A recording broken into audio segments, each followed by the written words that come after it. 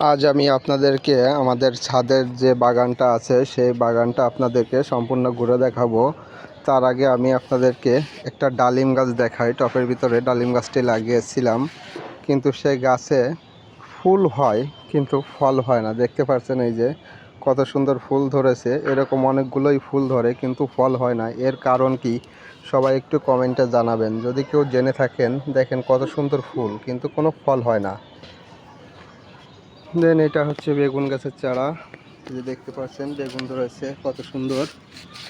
দেখেন এই যে কত সুন্দর বেগুন হয়েছে। এটা মরিচ গাছ।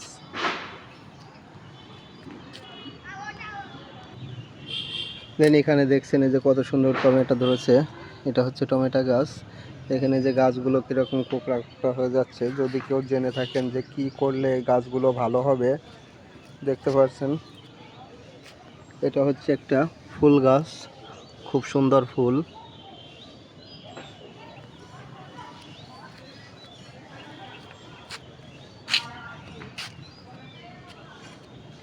একটা হচ্ছে কি গাছ, এটা সঠিক নাম জানি না। যদি কেউ জেনে থাকেন তাহলে একটু বলবেন। ভিডিওটা একটু লং হবে, একটু দেখতে থাকেন।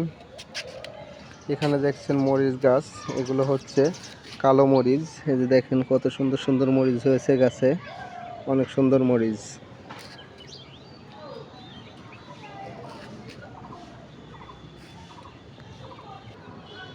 দেখতে পাচ্ছেন কত সুন্দর আম গাছে বোল এসেছে, অনেক সুন্দর।